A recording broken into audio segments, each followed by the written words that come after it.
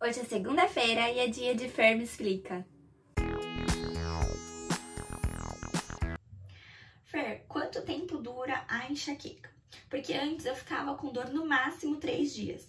Durante a quarentena da pandemia, já vai para 3 semanas com dor sem parar. Estou preocupada. Sinto muito por esse momento de dor. Na verdade, normalmente as crises variam mesmo entre 4 horas até 3 dias.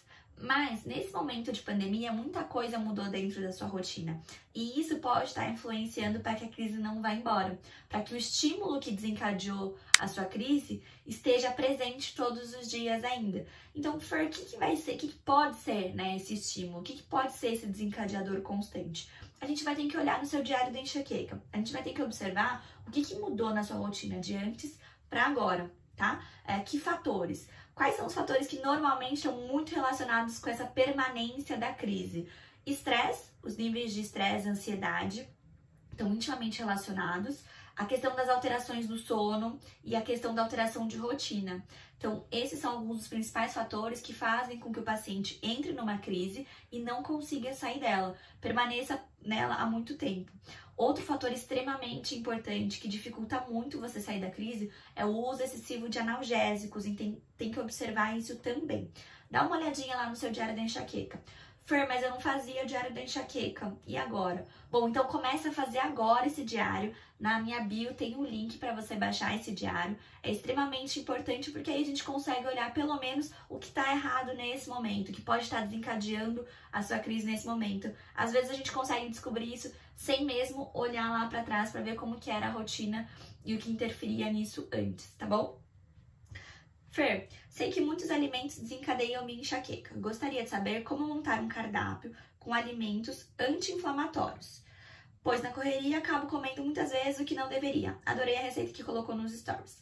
Bom, Gabi, as pessoas ficam muito bitoladas com essa questão da alimentação. E a alimentação tem um papel importante sim como desencadeadora de crises, mas não é só a alimentação, não vai adiantar a gente ficar louco, focado só na alimentação, tá? Então deixa eu te ajudar a pensar num cardápio anti-inflamatório, vamos lá. Primeira coisa que você tem que fazer é colocar num papel quais são os alimentos que desencadeiam a sua crise de enxaqueca. Que você tem certeza que desencadeiam. É consumir, pá, vem a crise. Aí você faz um tracinho lá e depois você coloca do lado os alimentos que você suspeita que desencadeiam. Você ainda não tem certeza, mas no dia que você comeu aquele alimento você teve crise e aí você acha que pode ser que ele esteja relacionado. Lá do outro lado do papel a gente vai escrever lá: fritura, refrigerante, açúcar, embutidos e produtos industrializados. A gente vai cortar esses 5 da alimentação. Fer, não posso comer nunca mais? Pode, mas a gente vai controlar. A gente tem que observar o quanto a gente tem consumido desses alimentos, porque eles são potencialmente inflamatórios, beleza? Depois disso, lá no meio você vai colocar assim: peixes como atum, sardinha, salmão. Vai colocar vegetais folhosos verde escuro, como espinafre, acelga, rúcula, agrião, couve. Aí você coloca também a cenoura, a abóbora, vai colocar o salsão, gengibre, alho, cebola. Esses são alimentos extremamente anti-inflamatórios. Então é importante você ter eles na sua alimentação. E a dica que eu dou pra você, que é a dica que funciona muito bem aqui em casa e com as minhas pacientes de uma forma geral, é o prato mais colorido possível. Aqui em casa, a regra são sempre pelo menos 5 cores. Se você não está acostumada com prato tão colorido, a gente pode começar aí com um prato com pelo menos 4 cores. E aí você vai vendo que, na verdade, basta se alimentar de uma forma saudável, reconhecendo os alimentos desencadeadores, que você consegue ter uma alimentação saudável e isso vai ser possível controlar as suas crises de enxaqueca, desde que a gente controle os outros fatores que estão relacionados com ela também. Existe tratamento preventivo, remédios, indicado para enxaqueca hormonal ou só remédio para usar quando a enxaqueca vem? Olha, muitos neurologistas optam por tratar a enxaqueca hormonal, essa enxaqueca menstrual, como qualquer outro tipo de enxaqueca. Então, você toma uma medicação durante todo o tempo, independente do período menstrual, tá? Alguns outros neurologistas optam por deixar só um anti-inflamatório alguns dias antes do período menstrual.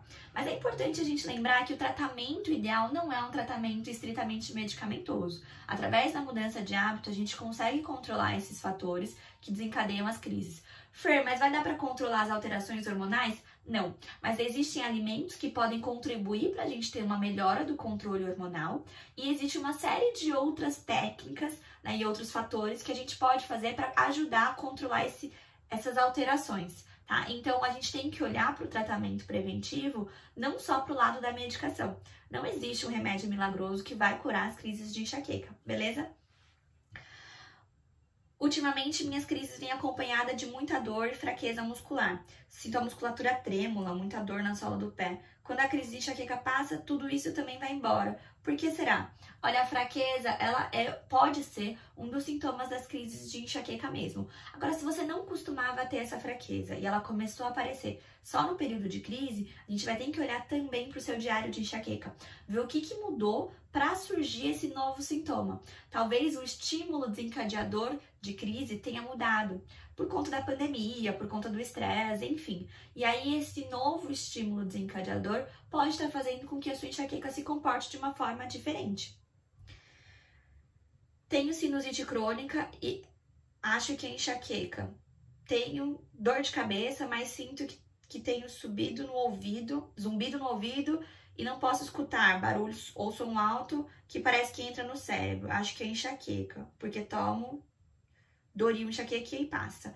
Olha, é importante a gente lembrar o que é a sinusite crônica. A gente considera que o paciente tem sinusite crônica quando ele tem os sintomas da sinusite por, no mínimo, 12 semanas seguidas. Ou seja, se você tem a sinusite que permanece lá por pelo menos 3 meses seguidos, aí a gente considera que você tem uma sinusite crônica. E aí você tem que tratar ela, né? Então é importante você procurar um otorrino para tratar essa sinusite adequadamente, tá? Então ela é tratada com antibiótico ou anti-inflamatório. Mas quais são os sintomas da sinusite? A sinusite ela tem sintomas como febre, secreção purulenta, né? Então é uma secreção, um corrimento nasal que vai ser amarelado, esverdeado, com cheiro ruim.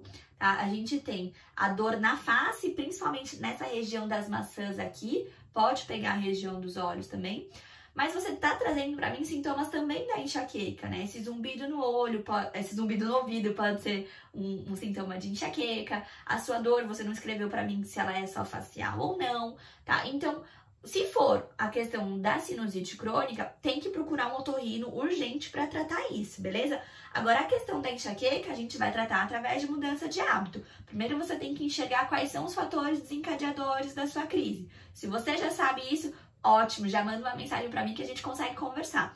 Se você não sabe, tem que fazer um diário da enxaqueca, baixa aí na minha bio, tem o link, porque é extremamente importante. Esse é o primeiro passo para conseguir tratar a enxaqueca adequadamente, é saber quais são os fatores desencadeadores. Sofro com enxaqueca há anos, mas não tenho enjoo. Isso é normal? Nem todo mundo vai ter enjoo. Da mesma forma que nem todo mundo vai ter zumbido, da mesma forma que nem todo mundo vai ter aumento de sensibilidade à luz, a som e a cheiros, tá? A enxaqueca se comporta de jeito diferente em cada indivíduo e é por isso que não existe um tratamento medicamentoso que funcione para todo mundo, que não existe uma dieta que funcione para todo mundo. O tratamento tem que ser individualizado, ele tem que ser personalizado, ele tem que olhar para o indivíduo de uma forma ampla, porque os sintomas são diferentes de pessoa para pessoa. Aí, aqui pergunta assim, tenho enxaqueca tensional e sinusite crônica, ultimamente estou sofrendo com as duas. Bom, é como eu já conversei aqui com vocês, né? A gente tem que tratar as duas separadamente, são tratamentos totalmente diferentes. A sinusite crônica, se você não tratar com medicamento, você não consegue controlar, tá? Agora, a enxaqueca não necessariamente a gente precisa tratar só com remédio, a gente pode tratar e deve tratar com mudança de hábito. Boa noite, amo suas explicações, parabéns. Tenho enxaqueca com aura, ultimamente tenho tido diariamente com tonturas e às vezes não tenho dor de cabeça. Mas a aura é horrível, já fiz tratamentos e não quero usar esses medicamentos fortes. Qual o melhor tratamento na sua opinião? Ah, você tá no lugar certo, né? O melhor tratamento é aqui, no Empoderamento da Enxaqueca. Eu falo muito sobre mudança de hábito. Se você quiser, me manda uma mensagem em box, a gente marca uma consulta para falar melhor sobre isso. Mas, através da mudança de hábito, a gente consegue reduzir o consumo medicamentoso e potencializar o seu controle das crises de enxaqueca.